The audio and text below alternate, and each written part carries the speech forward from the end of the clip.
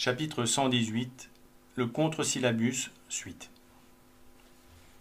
Les textes fondateurs de la nouvelle fausse religion foisonnent d'exemples démontrant combien l'esprit de Vatican II est opposé à l'esprit qui anime l'Église du Christ.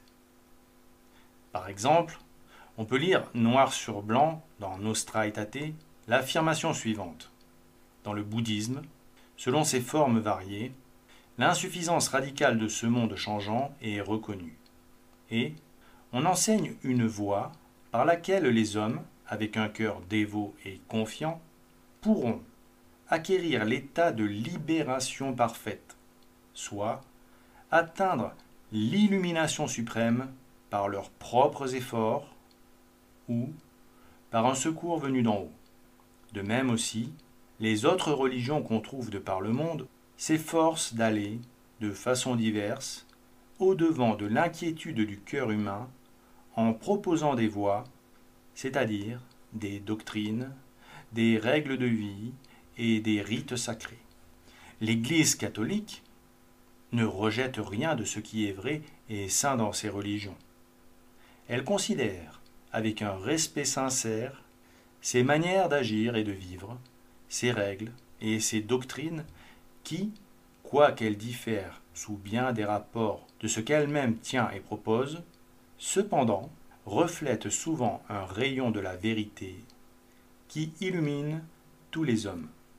Toutefois, elle annonce, et elle est tenue d'annoncer sans cesse, le Christ, qui est la voie, la vérité et la vie, dans lequel les hommes doivent trouver la plénitude de la vie religieuse, et dans lequel Dieu sait réconcilier toutes choses.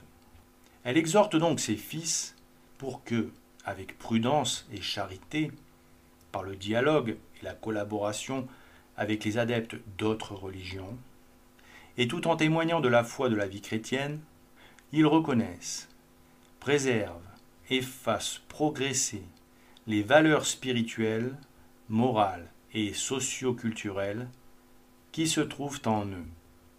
Donc, selon Vatican II, l'Église catholique considérerait que dans le bouddhisme, on enseigne une voie par laquelle les hommes peuvent atteindre l'illumination suprême par leurs propres efforts. Pourtant, l'Église catholique enseigne, et le pape Pie IX l'a rappelé dans son syllabus, que c'est une erreur mortelle de dire, de croire et d'enseigner la contre-vérité selon laquelle les hommes peuvent trouver le chemin du salut éternel et obtenir ce salut éternel dans le culte de n'importe quelle religion. De plus, pour un catholique, qu'est-ce que l'illumination suprême et la libération parfaite dont parle Nostra Aetate, si ce n'est le salut éternel? Enfin, toujours selon ce texte ignoble, l'Église catholique considérerait avec un respect sincère ses règles et ses doctrines qui, quoiqu'elles diffèrent sous bien des rapports de ce qu'elle-même tient et propose, reflètent souvent un rayon de la vérité qui illumine tous les hommes. Mais il n'y a qu'une vérité qui éclaire les hommes, c'est le Christ. Comment alors ces règles et ces doctrines, qui diffèrent de ce que propose l'Église, peuvent-elles être sincèrement respectées par l'Église, qui a pour mission de combattre l'erreur et d'enseigner à tous les hommes les enseignements du Christ, afin qu'ils puissent devenir enfants de Dieu en acceptant d'intégrer le corps mystique du Christ par le baptême? Ces autres prétendus rayons de vérité, qui selon Nostra Aetate illumineraient tous les hommes, d'où émanent-ils vraiment? Ne sont-ils pas ces vérités sur lesquelles se greffent les mensonges de Lucifer, l'ange prévaricateur, qui fut le porte-lumière?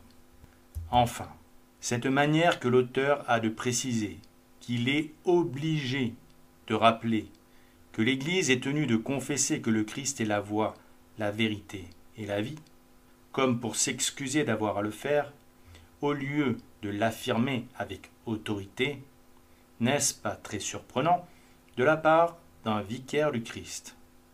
Car, à bien y réfléchir, cela ressemble plus à la manière de s'exprimer du démon lors d'un exorcisme, quand le ministre du Christ, qui a autorité pour le faire, lui ordonne de dire la vérité.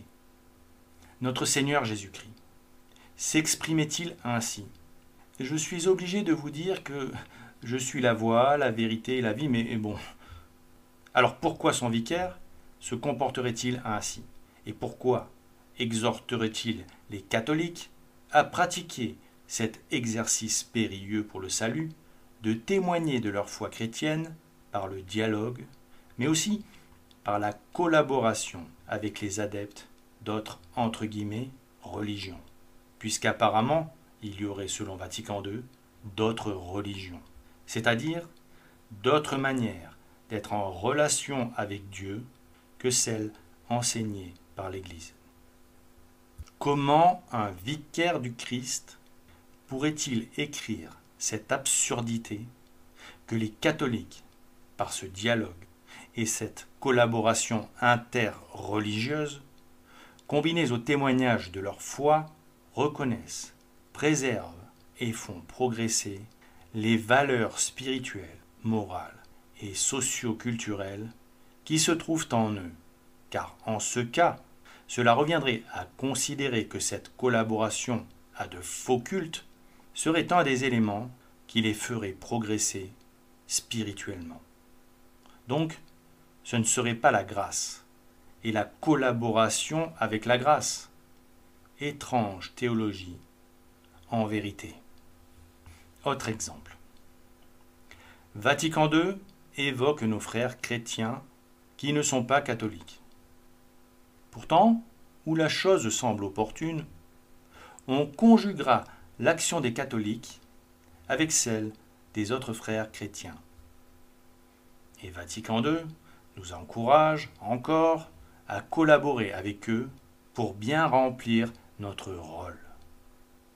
Il faut souhaiter que les catholiques, pour bien remplir leur rôle dans la communauté internationale, recherchent une collaboration active et positive, soit avec leurs frères séparés, qui, unis à eux, professent l'amour évangélique, soit avec tous les hommes en quête d'une paix véritable.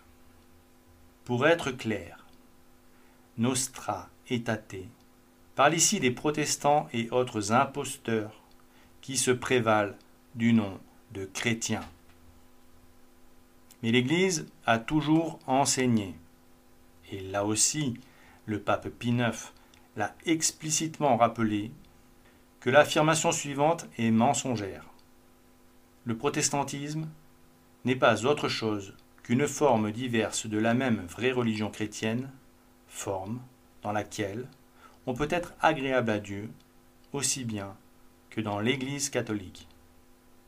Alors, comment collaborer avec eux tout en remplissant bien notre rôle de catholique, qui est avant tout d'aider ceux qui sont dans l'erreur à en sortir pour qu'ils puissent parvenir au salut éternel. Enfin, citons un dernier exemple très parlant. L'Église affirme très clairement que c'est une erreur mortelle de dire, de croire et d'enseigner la contre-vérité suivante. Il est faux que la liberté civile de tous les cultes et que le plein pouvoir laissé à tous de manifester ouvertement et publiquement toutes leurs pensées et toutes leurs opinions jette plus facilement les peuples dans la corruption des mœurs et de l'esprit et propage la peste de l'indifférentisme. Or, Vatican II n'hésite pas à déclarer: l'Église réprouve donc, en tant que contraire à l'esprit du Christ, toute discrimination ou vexation dont sont victimes les hommes en raison de leur race, de leur couleur, de leur condition ou de leur religion. Ces quelques exemples illustrent combien la rédaction des textes fondateurs de la contre-église post-concile ne furent pas inspirés par le Saint-Esprit. Ces écrits comprennent tant de zones d'ombre que ce qui en sourd c'est l'esprit malin. Ces textes sont de l'ordre de la Déclaration de Luther ou des Conventions d'Anderson.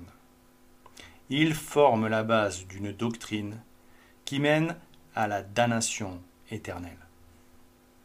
Hélas, malgré cette évidence, et même si les textes de Vatican II sont toujours soit imprécis, soit tendancieux, soit à la limite d'une interprétation douteuse, soit carrément et absolument hérétiques, il se trouve encore des catholiques, y compris dans la tradition, pour répéter que le Concile de Vatican II n'a pas formellement professé d'hérésie et qu'à ce titre, on ne peut donc pas le condamner.